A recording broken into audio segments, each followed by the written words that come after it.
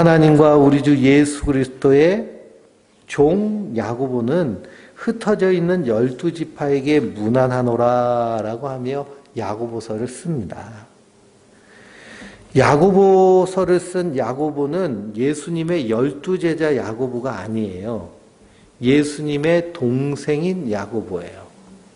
12제자 중에 야고보는 진작에 순교했죠.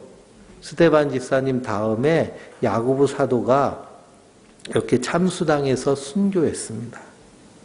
그리고 나서 예수님의 동생 중에 한 분인 야고보가 교회의 지도자가 되고 리더가 돼요.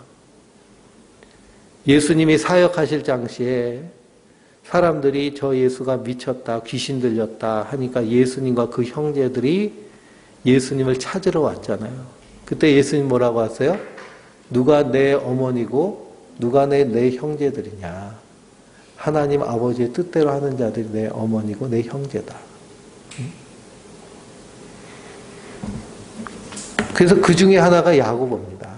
근데 이 야고보가 예수님이 십자가에 못 박혀 죽으시고 부활하신 그 모습을 보고서는 이제는 형으로 생각하지 않고 누구로 여기는 거예요?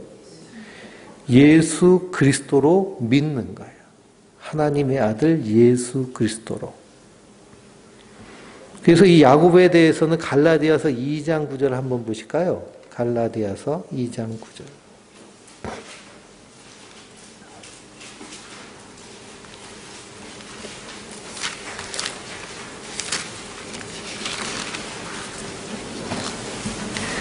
(2장 9절입니다) 또 기둥같이 여기는 야고보와 게바와 요한도 내게 주신 은혜를 알므로 나와 바나바에게 친교의 악수를 하였으니 우리는 이방인에게로 그들은 할례자에게로 가게 하려 함이라 그랬습니다.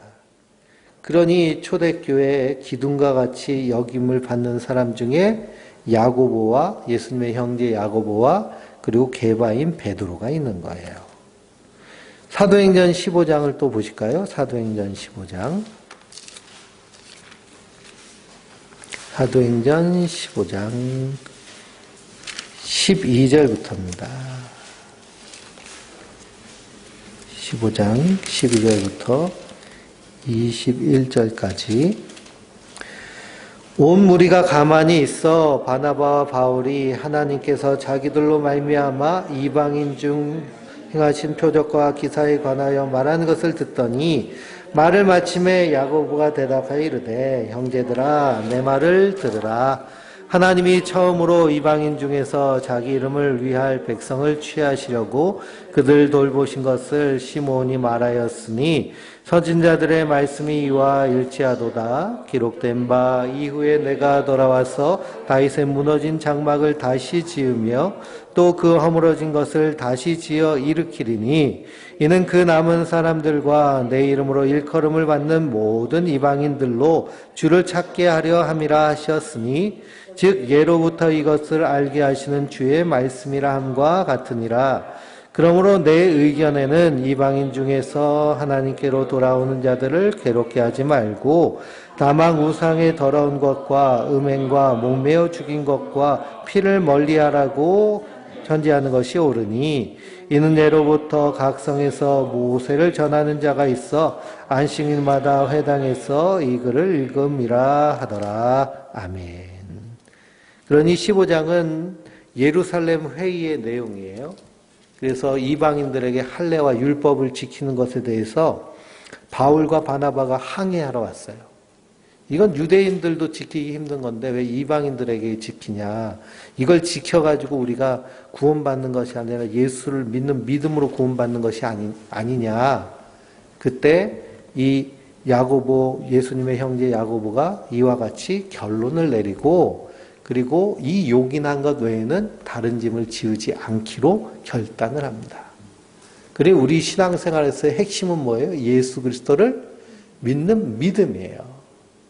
그러니까 우리가 섬기는 모든 일들은 믿음으로 하는 거예요. 믿음으로 할 때는요, 기쁨과 감사가 있어요. 은혜로 하기 때문에, 기쁨으로 하기 때문에.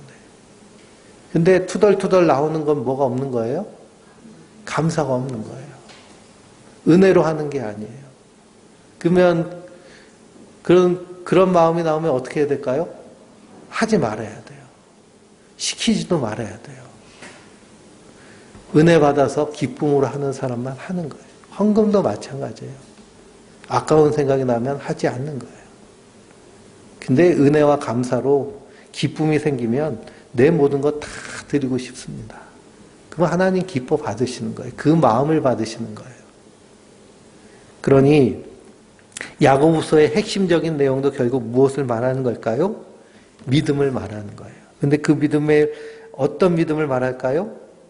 행함이 있는 믿음을 말해요. 그럼 행함이란 무엇이냐? 우리가 예수를 믿음으로 말미암아 행하는 것. 우리는 뭐 저분이 참 믿음 좋다라 그러면은 주의 성수하거나 11조 생활하고 뭐 새벽 기도도 하고 여러 가지 신앙적 교회에서 행사하는 것 하나도 빠지지 않고 열심히 하면 믿음 좋다라고 그렇게 분별을 하죠. 근데 그것이 믿음이 좋은 것일 수도 있고 그냥 아닐 수도 있어요. 은혜로 감사해서 하는 걸 수도 있지만 내가 이렇게 열심히 해서 하나님한테 복 받고 천국 가야지 하면 이건 은혜가 아니라 뭘까요? 자기 공로, 자기 노력이에요. 자기 의예요. 그러니 여기서 이 믿음으로서의 행함은 그 은혜에 감사해서 내 안에서 자연스럽게 나오는 모든 예배와 기도와 섬김과 사랑의 일들을 얘기합니다. 그래서 예수 그리스도의 종 야고보는 흩어져 있는 12지파에게 문안을 한다고 그래요. 여기 12지파는 결국에는 예수 믿는 그리스도인들을 의미하는 것이고요. 구약의 12지파와는 전혀 상관이 없죠. 그래서 요한계시록에 보면 14만 4천은 이스라엘의 12지파잖아요. 그건 구약의 성도를 의미해요. 그리고 14만 4천이라는 수의 뜻은 하나님의 구원은 더함도 덜함도 없이 정확하다는 상징을 가지고 있는 것이지 저 신천지처럼 14만 4천 안에 들어와야 된다. 그리고서는 막 그 숫자 몇 새기고 또 자기네들 무슨 지파에서 이 지파다 그래서 그 지파에 들어간다고 구원받는 것이 아니라는 거예요. 예수님의 십자가의 은혜로 우리는 이미 구원받은 자들입니다. 우리가 이 땅에서 하나님의 백성이 되었어도 2절에 보니까 뭐라 그래요? 형제들아 너희가 여러 가지 시험을 당하거든 온전히 기쁘게 여기라 라고 말씀하고 있습니다. 우리가 예수를 믿어도요 시험이 있어요. 시련이 있어요. 예수를 안 믿어도요 시험이 있고 시련이 있어요. 근데 우리가 어려움을 당하면 때로는 질병을 당하기도 하고 사업이 실패하기도 하고 시험에서 실패하기도 하고 여러 가지 실패할 시험들이 많죠. 근데 이런 일을 당하면은 기뻐요? 슬퍼요? 슬프죠. 감사해요? 낙심이 돼요? 낙심이 돼요. 근데 야고보 사도는 뭐라고 그래요? 기쁘게 여기라 라고 말하고 있어요. 기쁘게 여기라. 이건 좀 이상하잖아요. 그렇죠? 아니 시험 당하면 슬프고 힘든데 왜 기쁘게 여기라고 하느냐. 그래서 우리 그리스도인들은 이 하나님의 말씀을 통해서 우리의 삶을 재해석하는 사람들이에요. 나의 삶의 의미를 재해석해요. 그래서 감사와 기쁨을 도출해내는 사람들이 그리스도인들이에요. 에릭 핸들이라는 이 화학자가요, 노벨상을 받았는데 뭘로 노벨상을 받았느냐 하면 뇌의 그런 시냅스라는 그런 그 기관이 있는데 그것이 이제 서로 세포끼리 연결되는 그 연결을 생물학적으로 이렇게 관찰을 했어요. 그랬더니 모든 우리 뇌 안에 있는 시냅스와 시냅스 사이의 연결 통로에 기억이 저장된다라는 것을 발견해내서 노벨상을 탔어요. 요즘 노벨상 얘기 제가 엄청 많이 하잖아요. 그렇죠? 그럼 그만큼 이건 어떻다는 거예요? 정확하다는 거예요. 여기에 반론을 펼치면 안 된다는 거예요. 이게 맞다는 거예요. 과학적으로. 과학자들이 다 인정한 얘기예요. 그러니 쉽게 말하면 우리의 기억이라는 것은 세포와 세포의 연결망 사이, 우리 뇌세포와 뇌세포의 연결망 사이에서 여기에 자리 잡고 있는 거예요. 그래서 우리는 어떤 기억이 많고 어떤 기억은 없잖아요. 그렇죠? 근데 다 이 세포와 세포가 시냅스로 연결되면서 기억과 기억이 연결되면서 무엇이 만들어지냐면 스토리, 이야기가 만들어져요. 그래서 우리는 기억을 할 때요, 스토리로 기억을 해요. 스토리로. 그래서 옛날에 학교 다닐 때 막 지리, 생물, 막 화학, 막 그런 거는 다 암기 과목이잖아요. 그렇죠? 근데 생전 듣도 못한 막 그 화학 기호들, 막 지리, 지명, 나라, 임금 이름들 다 외우려면 기억이 잘 돼요? 안 돼요? 잘 안 되죠. 근데 그걸 잘 기억하려면 어떻게 기억하면 될까요? 그걸 스토리를 만들어서 기억하면 기억이 잘 돼요. 그래서 뭐 태동태세 문단세 노래를 만들어서 해도 기억이 잘 되고. 그래서 기억된 건 또 잘 안 까먹잖아요. 그렇죠? 그래서 이렇게 스토리적인 것으로 우리 뇌는 기억을 한다고 그래요. 그래서 우리 기억은 세포와 세포의 연결망 사이에 있고 그것이 서로 연결되어서 그래서 나의 스토리가 되는데, 그래서 우리의 나의 자의식, 내 의식이란 것은 스토리텔링 그 자체예요. 자신의 경험에 의미를 부여하고 끊임없이 이야기를 만들어내요. 그러니 오늘의 삶에 내가 기억하는 것도 다 뭘로 기억될까요? 이야기로 기억이 돼요. 스토리로 기억이 돼요. 근데 중요한 것은 이 스토리가 오늘 하루라고 했을 때 부정적으로 기억되느냐, 긍정적으로 기억되느냐가 중요하다는 거예요. 대부분은 어떻게 기억될까요? 부정적으로 기억된다 그래요. 본질적으로 인간은요, 부정적인 것을 선택하고 스토리도 부정적으로 만들어 간다고 그래요. 그러면 우리 뇌는 자연스럽게 무슨 이야기들이 다 연결될까요? 부정적인 이야기들이 다 연결이 돼요. 그래서 머릿속에 뭘로 꽉 차요? 부정적인 걸로 꽉 차요. 그 얘기를 타인에게 공유할 때 스토리가 완성된다고 그래요. 스토리가. 그러니 그렇게 자기 스토리가 부정적으로 완성된 사람은 자기 인생의 이야기가 어떨까요? 기구하고 불쌍하고 불행하고 슬프고 그런 스토리가 만들어진다는 거예요. 그래서 그 스토리를 통해서 그 인생이 그렇게 만들어지고 살아가는 거예요. 그렇게 사니까 당연히 뭐는 짧아질까요? 텔로미어는 짧아져요. 질병 수명이 길어지는 거죠. 그래서 근데 우리 뇌는 신경은 가소성이라는 게 있대요. 가소성은 뭐냐면 변한다는 거예요. 만약 우리가 사고가 나가지고 눈이 다쳐가지고 눈이 안 보여요. 그러면은 여기 시신경이 다친 거잖아요. 뇌가 다친 게 아니죠. 그렇죠? 그러면 뇌가 안 다쳤으니까 이 시신경을 관장하던 이 뇌에 있는 세포들은 이제는 할 일이 없잖아요. 시신경이 고장났으니까. 그러면 그냥 놀고 있을까요? 놀지 않고 다른 것을 도와줘가지고 살도 생존하도록 도와준대요. 그래서 맹인들을 보면 어디가 민감해요? 촉각이랑 청각이랑 다른 여러 가지 신경들이 되게 민감하거든요. 그게 눈을 보던 뇌세포들이 글로 와가지고 도우니까 영역이 더 확장되는 거죠. 그렇게 신경은 가소성이 있다고 그래요. 하나님이 우리를 그렇게 만드셨어요.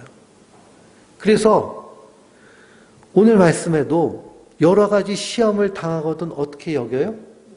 기쁘게 여기는 거예요.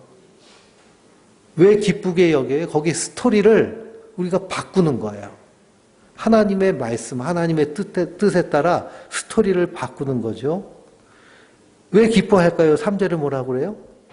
이는 너희 믿음의 시련이 인내를 만들어주는 줄 너희가 알미라 그랬습니다. 믿음의 시련. 그러니 그리스도인이 당하는 시련은 다 무슨 시련이에요? 믿음의 시련이에요. 그 작가들을 분류할 때 기독교 작가와 비기독교 작가로 나누는 그런 방법이 있는데요. 그게 뭐냐면 그냥 기독교인 가정에서 자랐으면 기독교 작가예요. 톨스토이가 그렇게 교회 열심히 안 다녔거든요. 근데 그 사람은 어떤 작가로 얘기해요? 기독교 작가로 얘기해요. 왜 그러냐? 그 자라난 환경, 상황 자체가 기독교적 영향을 받았기 때문에. 우리는 그리스도 안에 있기 때문에요. 그리스도 안에 있는 자들이 당하는 모든 시련들은 믿음의 시련이에요. 왜냐하면 다 누구랑 결부시켜요? 하나님하고 결부시키고 예수님하고 결부시키고 마귀랑 결부시키잖아요. 그래 어려움 당할 때 내가 뭐 예수님한테 잘못한 게 있었나? 마귀가 나를 치려고 하나? 우는 사자같이 삼키려고 하나? 별의별 생각을 다 하잖아요. 그렇죠? 그러니까 우리가 당하는 모든 시련은 믿음의 시련이에요. 근데 이것을 믿음의 시련으로 받아들일 때 우리 안에 어떤 일이 나와요? 하나님을 의지하자. 하나님을 바라보자. 욥처럼 나의 가는 길을 오직 그가 아시나니 그가 나를 단련하신 후에는 내가 정금같이 되어 주께 나아가리라. 정말 어려운 일이 생겼을 때 그 찬양을 부르면요. 그냥 눈물이 그냥 줄줄줄줄 나와요. 왜냐? 내가 그 고난 가운데서 욥의 마음을 이해하고 예수님의 십자가를 의미를 알기 때문에. 그래서 이런 시련은 인내를 만들어내요. 그 인내란 세상을 소망하지 않고 영원한 하나님 나라를 소망하고 인생 뭐 있나? 우리의 호흡이 코에 있는데 코의 호흡이 끊어지면 어떻게 되는 거예요? 그러면 이 땅에서 아무 의미 없는 존재가 돼버리잖아요. 그런데 보세요. 인생이라는 것이 코의 호흡이 끊어지면 다 의미 없이 그냥 몇몇 사람에게만 기억될 뿐이지 흔적도 없잖아요. 그렇죠? 그게 사람들은 어떻게 해서든지 이름을 남겨보려고 몸부림치는데 이름 남겨도 그것도 뭐 무슨 의미가 있겠어요. 그러니 인생에서의 이 호흡을 바라보면서 우리의 의미 없음을 알고 그러니 지금 호흡이 있는 동안에 가장 지금 현재가 내 삶의 가장 중요한 의미가 되는 거죠. 근데 사람들은 어디에 자꾸만 의미를 두고 생각을 두고 살아요? 과거나 미래. 미래의 의미를 두고 사는 사람들은 뭐가 많아요? 염려, 걱정, 불안이 많아요. 과거에 두고 사는 사람들은 뭐가 많아요? 후회와 분노가 많죠. 그때 그럴 걸, 그때 그럴 걸, 그때 그럴 걸, 그때 그럴 걸 많이 하는 사람은 내가 지금 어디를 살고 있어요? 과거를 살고 있어요. 앞으로 이렇게 되면 어떡하지? 내가 병들면 어떡하지? 내가 교통사고 나면 어떡하지? 칼에 찔리면 어떡하지? 이런 사람들은 어디에 살고 있어요? 일어나지도 않을 미래에 붙잡혀 사는 거예요. 그러니까 어딜 못 살아요? 현재를 못 사는 거예요. 그러니까 편도체가 그냥 불안해서 발발발발 떨고 텔로미어가 축축축축축 줄어들어서 아무리 그냥 피부과 가가지고 주사 맞고 뭐 피고 해도 뭐 다 어떻게 돼요? 효과가 없는 거예요. 그러니 대통령 부인이 얼마나 폈다 하는데 보면 볼 때마다 얼굴이 틀려요. 그렇죠? 이렇게 부푸는 것도 틀리고 어떨 때 쭈그렀다 어떨 때 이상했다가 참 얼마나 힘들겠어요. 참 불쌍한 인생이다. 원래 영부인은요 그냥 가만히 있어도 이뻐져요. 왜냐하면 항상 웃어야 되니까. 항상 웃으면요 그 표정 웃기 때문에 그 얼굴이 고정이 되거든요. 환해져요. 그래서 그 이전의 대통령 부인들 보면요. 처음에 들어갈 때는 나중이랑은 물론 관리로 받지만 그런 항상 웃어야 되기 때문에 표정이 많이 변화되거든요. 근데 요거는 좀 특이하잖아요. 그렇죠? 생전 웃는 것도 못 보고. 하여튼 그렇습니다. 그래서 이 신경 가소성이라는 게 있기 때문에요. 이 생각의 연결로 만들어진 스토리도 어떻게 할 수 있을까요? 바꿀 수 있는 거예요. 바꿀 수 있는 거. 스토리를 바꾸는 거예요. 우리의 인생의 스토리가 기구하고 처량하고 불쌍해도 그 안에 누가 계시면? 예수님이 계시면 그리스도께서 나를 위해 십자가에 달려 죽으신 그 십자가의 보혈의 은혜가 있으면 나는 어떤 사람이에요? 나는 괜찮은 사람이에요. 행복한 사람이에요. 기쁜 사람이에요. 감사한 사람이에요. 인생이 얼마나 허무해요. 예? 그냥 출근하려고 가고 있는데 이상한 놈이 붙잡아가지고 두들겨 패가지고 죽이고 하는 일들. 그러면 뭐 선생님이 되기 위해서 평생을 어렸을 때부터 준비하고 공부했는데 그게 다 어떻게 돼요? 아무 의미가 없잖아요. 근데 우리는 너무나 과거와 미래에 붙잡혀 살기 때문에 지금을 못 사는 거예요. 우리가 충실하게 지금을 살아내면 그러면 내가 집중해야 될 것이 뭔지를 알아요. 내가 집중해야 될 것. 그래서 9.11 테러가 났을 때 비행기들이 그 월드 트레이드 센터에 막 충돌을 하잖아요. 그리고 그 미국의 그 펜타곤 국방부 건물에도 충돌을 하고 그때 충돌한 사람들이 실시간으로 자기 죽음을 앞두고 있는 걸 경험하잖아요. 그러면서 그 사람들이 한 일이 뭐냐면은 저공으로 날기 때문에 핸드폰이 다 터져서 문자를 보낸 거예요. 문자의 내용이 다 뭘까요? 문자의 내용이 야 공부해. 그런 걸까요? 다 사랑한다는 얘기가 꼭 들어있어요. 사랑한다. 미안하다. 사랑하다. 고맙다. 우리는 어디에 사실 집중해야 돼요? 현재에 집중해야 돼요. 그리고 나에 대하여 집중해야 되고요.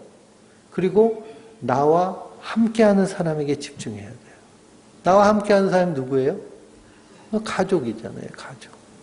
그래서 우리가 삶 공부를 하면서도 이웃이라고 할 때 가장 가까운 이웃이 누구예요? 내 남편, 아내, 그리고 자녀들, 가족들. 근데 미래를 살고 과거에 살면 누구에게 집중하지 못해요? 나와 내 남편, 아내, 가족에게 집중하지 못해요. 과거에 사는 사람은 남편한테 뭐라 그래요? 너 옛날에 이랬잖아 그러면서 사랑은커녕 그냥 원수처럼 생각하는 거죠. 미래에 붙잡혀 살면 어때요? 자녀들을 그냥 쥐잡듯 잡죠. 너 이렇게 하고 이렇게 하고 이렇게 해야 살지 어떻게 할. 그래서 관계가 다 망가져 버려요. 근데 놀라운 것은 우리 뇌는 신경 가소성이 있어서 스토리를 바꿀 수 있어요. 부정적인 게 계속 연결됐다면 어떻게 될까요? 부정적인 것만 있는 게 아니잖아요. 사도 바울은 거기에 대해서 아주 탁월한 사람이었어요. 내게 능력 주신 자에서 내가 모든 것을 할 수 있다고 그러잖아요. 모든 것에 자족할 수 있다고 그래요. 가난할 수도 있고 부유할 수도 있고. 가난한 게 부정적인 거예요? 가난할 때 콩 한 쪽이라도 나눠 먹으면서 그걸 귀한 것을 알 수도 있고요. 정말 찢어지게 가난할 때 친구라고 생각하는 사람들이 다 등 돌리잖아요. 근데 누가 남아요? 진짜들이 남잖아요. 진짜들. 망해보세요. 그러면 다 떠나요. 저도 개척한다고 그러니까요. 뭐 형님 하면서 문안 전화하던 애들이 싹 끊어졌어요. 저 좀 잘 나갈 줄 알고 형님 하면서 예? 문안 인사하던 애들이요. 어디 자리 좀 알아봐 달라고 막 그러면서 싹 끊어졌어요. 아주 시원해요. 얼마나 깔끔한지요. 전화 한 통 안 와요. 그것들 다 뭐예요? 가짜인 거예요. 필요 없는 거예요. 다 끊어져요. 그리고 나쁜 것만 있어요? 거기에 좋은 점도 있어요. 그럼 그리스도인들은 거기서 뭘 발견하는 거예요? 거기서 좋은 걸 발견하는 거예요. 그리스도인뿐만 아니라 텔로미어가 긴 사람들은 그런 걸 발견하는 능력이 있어요.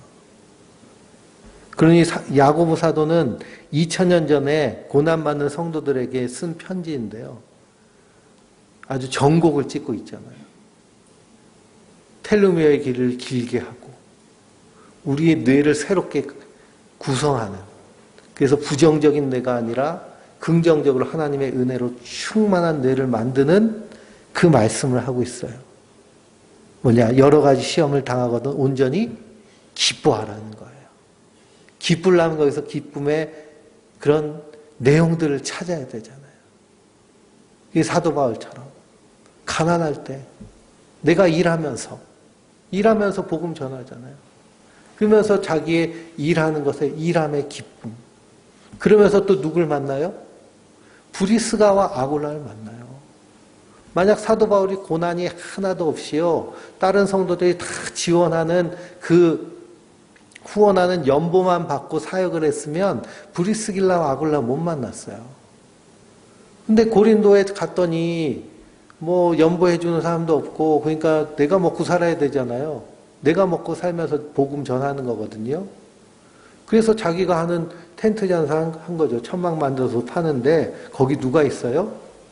브리스길라와 아굴라가 있잖아요. 그래서 거기서 복음의 동지를 만나는 거예요. 저도 초등학교 2학년 때 교통사고가 엄청 크게 나가지고요. 그래서 거의 뭐 6개월 입원해 있었는데요. 뇌에 피가 고여가지고, 그래서 이거 뇌를 이렇게, 그때는 뭐 이게 뭐 그런 게 없고 그냥 무조건 잘라가지고 꺼내가지고 이렇게 다 닦아내고 뽑아내고서는 덮어야 되는데 병원비가 3천만 원 든다고요. 3천만 원. 그때 교회 그 상가 2층에서 아버지가 개척을 하셨는데 전세가 300만 원이었어요. 그러니까 그 수술비가 없어서 수술 못했어요. 그리고 그 트럭 운전수는 보험이 또 옛날엔 보험이 뭐 제대로나 돼 있었어요. 그래서 중환자실에 입원해 있었는데요.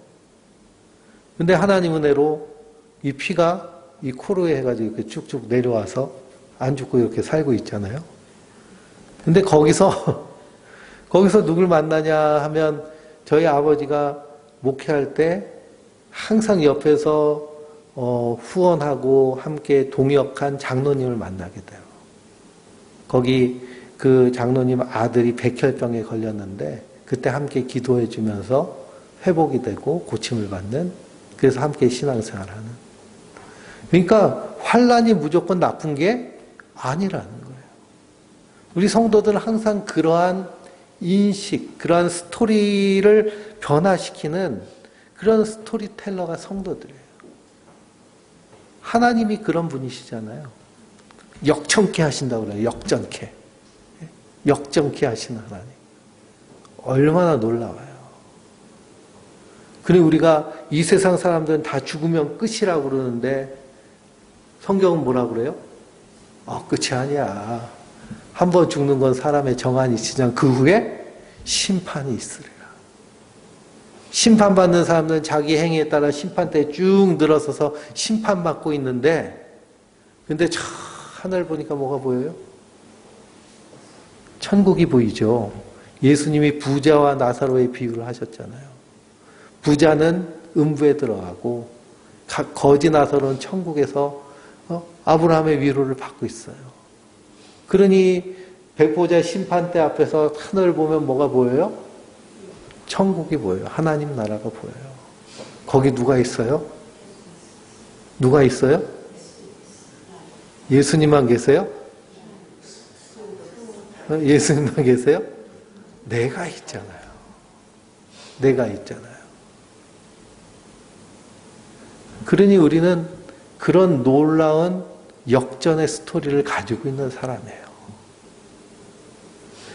그렇게 우리 스토리를 긍정적인 방향으로 바꿀 때 우리 인생이 바뀌어지고 뇌도 바뀐다고 그래요. 그러니까 지금 난 너무 부정적인데 이제 끝났나 봐. 소망이 없어. 그럴 필요가 없어요. 나의 스토리를 바꾸면 돼요. 그래서 셀프톡이라고 그러잖아요. 나를 향한 셀프톡. 나를 향한 셀프톡이 항상 어때야 될까요? 하나님의 말씀에 따라 감사, 기쁨, 할렐루야, 믿습니다. 그러니 인내를 온전히 이루라. 이는 너희를 온전하여 구비하여 조금도 부족함이 없게 하려 함이라. 우리가 인내할 때요, 주님이 우리를 부족함이 없게 하신다고 그래요. 그러니까 믿음으로 인내하는 거예요. 지금 상황에 내가 부정적인 생각이 막 사로잡힐 때도 어떻게 해야 될까요? 인내하고 끊어내는 거예요. 내게 능력 주신 자에서 내가 모든 것을 할 수 있느니라. 할 수 있거든이 무엇이냐 믿는 자에게는 능치 못함이 없느니라. 그러니 5절에 뭐라 그럴까요? 너희 중에 누구든지 지혜가 부족하거든 모든 사람에게 후히 주시고 꾸짖지 아니하신 하나님께 구하라. 그리하면 주시리라. 아멘. 주신다고 해서 하셨잖아요. 그러면 우리는 어떻게 하면 돼요? 구하고 믿으면 돼요. 우리 뇌 기능 가운데요. 플라시보라고 들어보셨어요? 플라시보? 플라시보 효과라고 그러잖아요. 플라시보. 그건 뭐냐 하면 이 2차 대전 때요. 전쟁이 나가지고 총상이 입었어요. 사람들이. 그래가지고 팔도 절단해야 되고 다리도 절단해야 되는데 근데 마취대도 없고요. 그때 마취대는 모르핀 같은 마약성 그런 진통제잖아요. 약이 떨어졌어요. 수술을 해야 되는데 마취대도 없고. 그래가지고선 군의관이요. 그냥 식염수 꽂아가지고 자 마취제 들어갑니다. 자 진통제 들어갔어요. 그리고 수술을 한 거예요. 근데 그 사람이 어떻게 됐을까요? 예? 마취가 잘 되고요. 진통이 잘 돼가지고 수술을 잘 마쳤어요. 그게 플라시보예요. 그게 우리의 뇌 기능 가운데 있어요. 그래서 약이 싼 약하고 비싼 약이 있으면 어떤 약이 효과가 더 좋을까요? 비싼 약이 효과가 좋아요. 왜 그럴까요? 내가 비싼 약 효과가 좋을 거야 하고 믿고 먹기 때문에 그래요. 하나님은 우리 뇌를 그렇게 만드셨어요. 우리를 만드시기를. 그래서 의약회사가요, 제약회사가 약을 만들 때 약을 판매해도 된다고 하는 그런 기준이 있는데 그 기준이 플라시보예요. 플라시보 이상의 효과가 나타나야 된다는 거예요.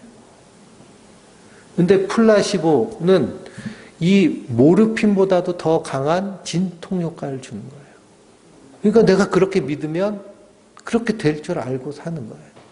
그래서 성경은 뭐라고 하시는 거예요? 믿으라고 하시는 거예요. 믿으라. 감사라고 하는 거예요. 내가 감사할 때 텔로미어 기로가 쩍쩍 늘어나는 거예요. 근데 아유 감사하면 뭐 그런 게 말도 안 되지 뭐. 예? 노벨상을 받았는데도 안 믿고 그러면 어떻게 돼요? 그냥 뭐 그렇게 살다가 그냥 한 10년, 20년 아프다가 죽는 거죠 뭐. 그러니 성경은 뭐라고 말씀하시나요? 믿음으로 구하고 조금도 의심하지 말라. 의심하는 자는 마치 바람에 밀려 요동하는 바다 물결 같으니 이런 사람은 무엇이든지 주께 얻기를 생각하지 마라. 그렇습니다. 하나님이 이렇게 말씀하셨잖아요. 성경은 계속하는 말씀이 뭐예요? 말씀대로 된다는 거예요. 말씀대로. 근데 아브라함도 그렇고 이삭도 그렇고 야곱도 그렇고 뭐 없어요? 믿음이 없어요. 그래도 하나님 그 말씀을 이루시잖아요. 그러니까 너는 어떻게 하라는 거예요? 너는 믿으라는 거예요. 아브라함은 믿지 않아도. 이삭은 안 믿어도 야곱은 안 믿어도 하나님이 말씀대로 하지 않으시냐 하는 거예요. 그 믿음으로 우리가 살아가는 줄 믿습니다. 그 믿음으로 구하고 조금도 의심하지 않는 거예요. 의심하는 자는 바람에 밀려 요동하는 바닷물결 같도다. 그러니 암 환자가요, 신약이 나왔다고 그래서 이 신약은 그 해당 암에 아주 특효가 있다고 그래서 그 약을 이렇게 먹었어요. 복용하고 주사를 맞았어요. 그랬더니 암세포가 어떻게 됐을까요? 쫙 없어졌어요. 검사했는데 그냥 획기적으로 줄었어요. 근데 얼마 있어 뉴스가 나왔어요. 아, 이 신약이 사실은 별 효과가 없습니다. 그랬더니 어떻게 됐을까요? 다시 암세포가 확 자라는 거예요. 실제로 우리 뇌 안에서 이런 일이 일어나요. 의심하지 말라는 말씀이 맞는 말씀이에요. 믿으라는 말씀이 맞는 말씀이에요. 굳건하게 믿으면 하나님이 고쳐주시고 인도하시는 거예요. 내 뇌가 바뀌는 거예요. 믿음이 없을 때 우리 안에서 뭐가 나올까요? 불안이 나오고요. 걱정이 나오고 염려가 나오고 부정적인 할 수 없어. 하나님 나를 존귀한 자라고 부르셨는데 나까짓게 내가 뭘 하겠어. 그러다 보니까 누구도 또 동일하게 투사해요. 타인을 향해서도 야 네가 뭘 할 수 있니?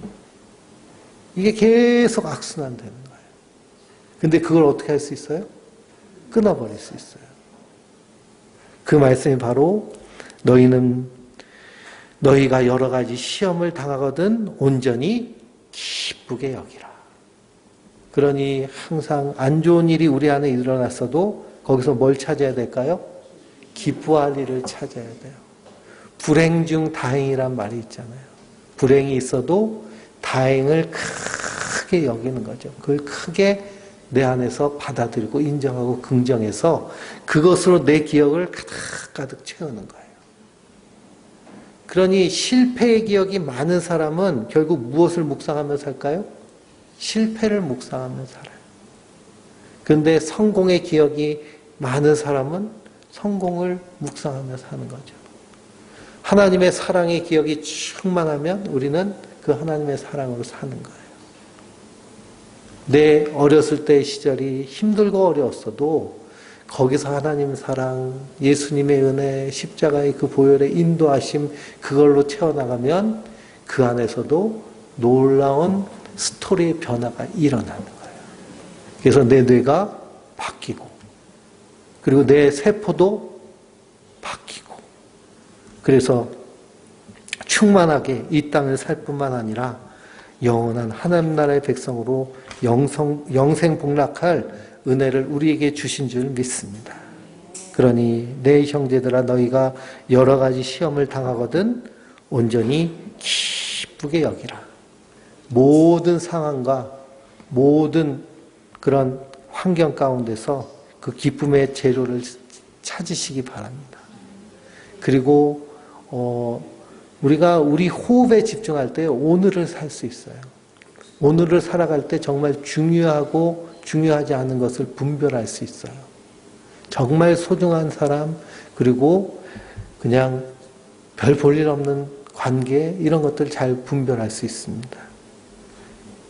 그래서 그런 분별력, 그래서 편도체를 안정시키고 그리고 전전두피질을 활성화시키는 말씀대로 사는 것이 바로 그런 일인데요.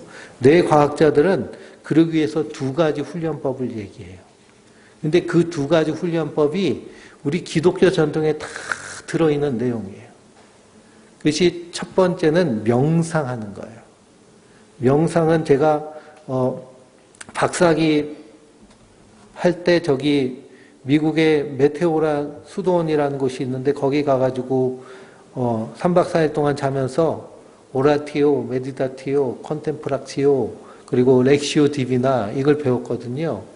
근데 이 뇌과학자들이 명상하는 내용이 그 메디타티오의 내용과 똑같더라고요.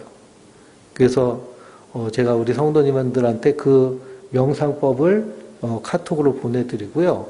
그리고 이 시간 한 5분 정도만 이렇게 제가 자세와 방법을 간략하게 가장 초보적인 그런 명상법을 설명해 드릴게요. 그래서 이 명상하는 것, 명상에서의 핵심은 내 호흡을 알아차리는 거예요. 아, 내가 숨 쉬고 있구나.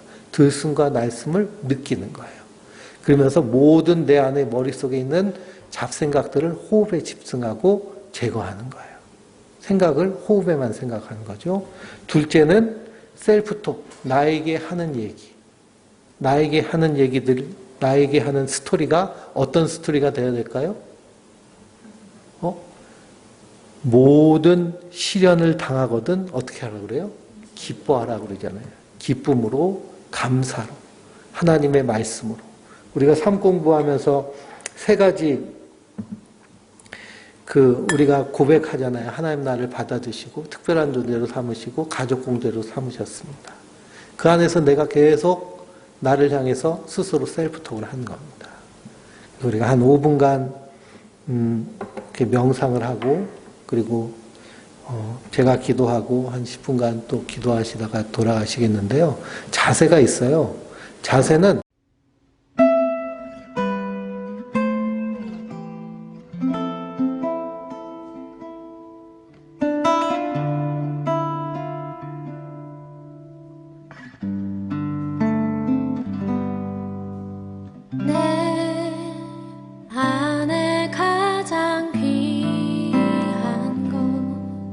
예수를 알미라.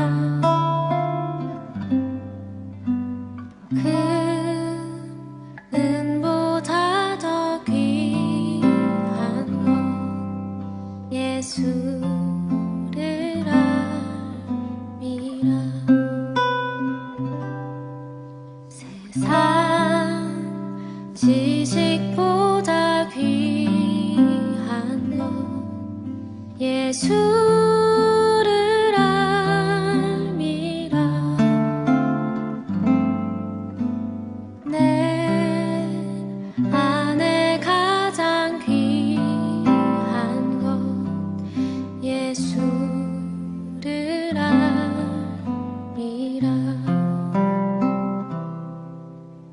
예수의 이름 존귀한 그 이름 예수의 이름 능력의 그 이름.